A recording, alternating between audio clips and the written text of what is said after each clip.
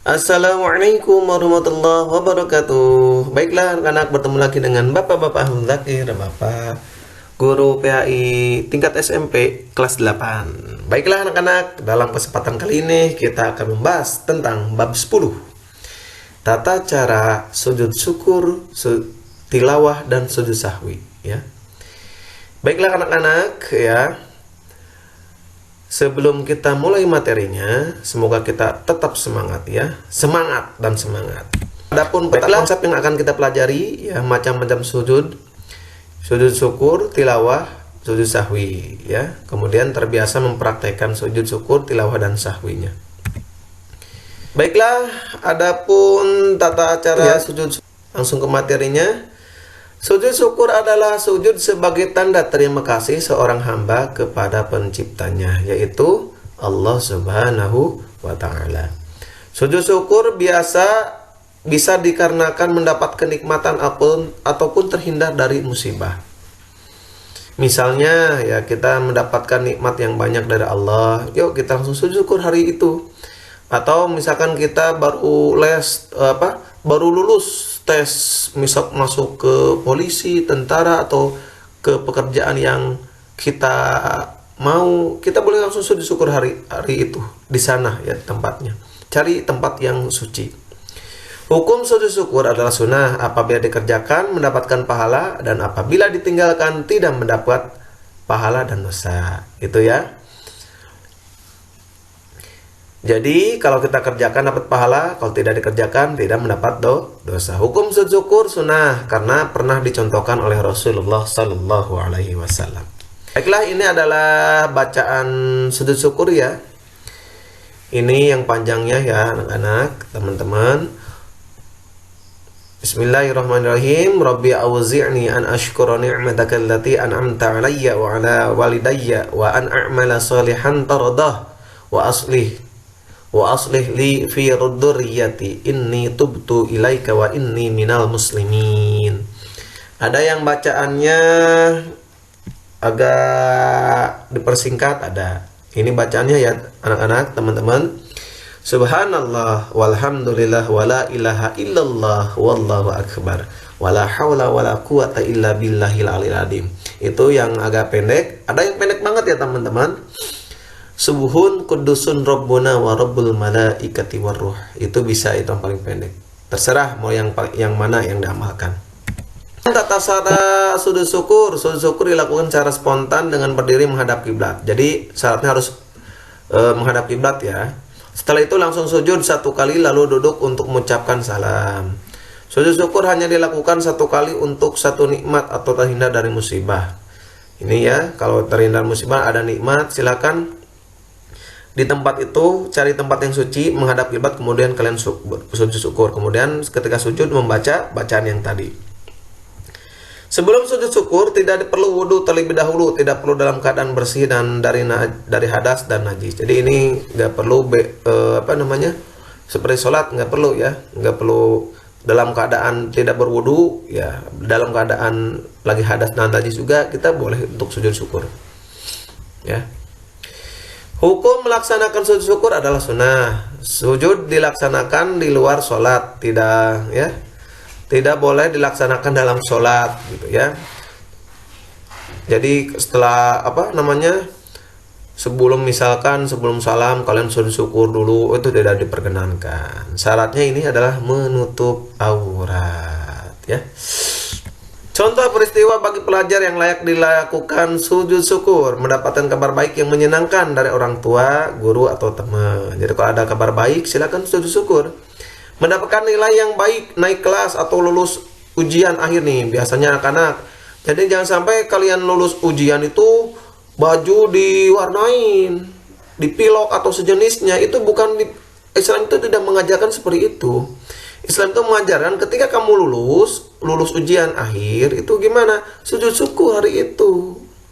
Daripada pakaiannya dicoret-coret, ya, pakai pilok, lebih baik disumbangkan, disedekahkan. Itu lebih baik, gitu. Itu yang diperintahkan oleh agama Islam, ya.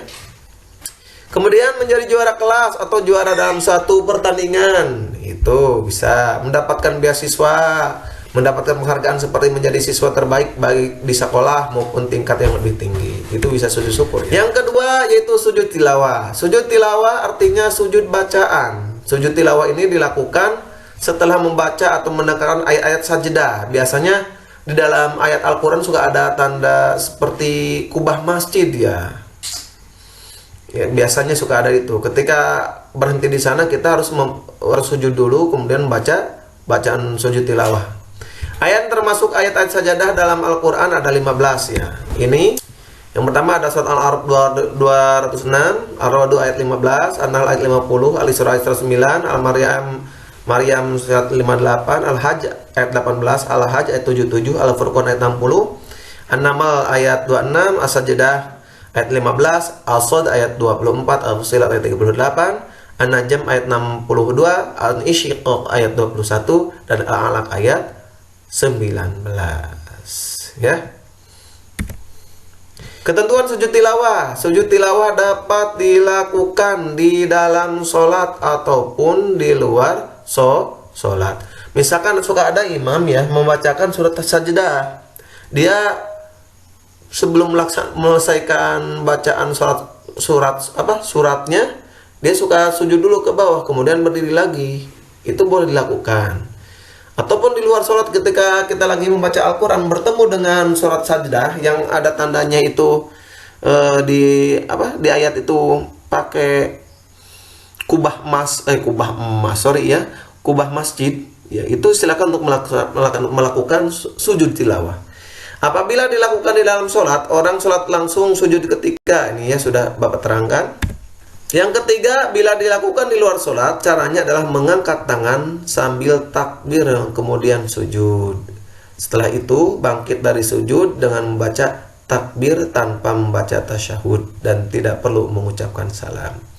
Jadi intinya beginilah, ketika kalian melakukan surat sajdah, ya misalkan berhenti di surat tersebut, kemudian kalian sujud, membaca bacaan sujud tilawah. Apa bacaannya? Kita akan lanjutnya ya. Sebelum sujud tilawah tidak perlu wudu terlebih dahulu, tidak perlu dalam keadaan bersih dari hadas dan najis. Ya, kecuali kalau misalkan kalian ini dalam keadaan membacanya tidak memegang Al-Quran, atau kalian misalkan lagi hafalan, itu tidak perlu kan kalau kalian lagi hafalan Al-Quran kalian nggak perlu berwudu gitu ya. Nggak perlu berwudu, tapi ketika kalian kalau membaca Al-Quran, memegang Al-Quran harus bersih dulu, harus punya wudu gitu ya, bersih dari hadas kecil dan hadas besar gitu, dari najis ya. Itu sebaiknya menghadap kiblat untuk sujud tilawah. Kalau yang membaca ayat sajdah, imam tidak sujud, tidak disunahkan pendengarnya mampu untuk sujud. Misalkan imam lupa, misalkan ya, bahwasanya apa yang dibacakannya itu adalah surat sajdah, kemudian makmum tahu, jadi makmum diam saja, nggak perlu pakai subhanallah lupa, bukan ya, karena hukumnya bukan wajib gitu ya, bukan wajib hukumnya, sunnah. Jadi kalau imamnya tidak melakukan sujud ya jangan melakukan sujud gitu ya. Ketentuan sujud tilawah ya, ketika sujud tilawah hendaklah membaca ini bacaannya sajada wajhiyal lilladzi khalaqahu wa syaqqa sam'ahu wa basarahu bihaulihi wa quwwatihi fatabarakallahu ahsanul khaliqin. Ini bacaan sujud tilawah. Baiklah, untuk selanjutnya yaitu sujud sahwi. Sujud sahwi adalah sujud lupa. Sujud sahwi dilakukan di dalam sholat disebabkan ada kekeliruan atau lupa ya. Jadi kalau lupa nih, jumlah sujud sahwi dilakukan 2 kali di akhir sholat. Jadi 2 kali sujud ya anak-anak, 2 kali sujud. Nah, selanjutnya yang menyebabkan disunahkan sujud sahwi, lupa tidak duduk tahiyatul awal ya. Terus lupa jumlah rokaat, kekurangan jumlah rokaat ini 2 atau 3 gitu ya. Apa yang diambilnya sebelumnya teman-teman ya anak-anak, 2 rokaat, berarti jangan ambil yang setelah 3, takutnya kekurangan. Baru 2 aslinya, baru 3 kan ujungnya gitu jadi kurang banget rakaatnya. Jadi ambillah yang awalnya 2 rakaat. Kelebihan rakaat, ruku atau sujud karena lupa itu bisa juga ya. Kelebihan rakaat juga sama. Kekurangan, kelebihan sama. Tata cara sujud sahwi. Sujud sahwi tidak perlu takbir. Itu. Yang kedua, pelaksanaan sujud sahwi sama dengan melaksanakan sujud rukun sholat, yaitu 2 kali sujud yang dipisahkan dengan duduk antara 2 sujud. Jadi sujud pertama duduk, kemudian sujud kedua. Syarat dan ketentuan yang berlaku pada sujud rukun berlaku pula pada sujud sahwi, sama ya. Sujud ini dilakukan sebelum salam, bisa juga sesudahnya, asal waktunya tidak terlalu lama, tetapi hukum pelaksanaannya tidak wajib. Jadi ada yang melakukan sebelum salam, boleh gitu ya.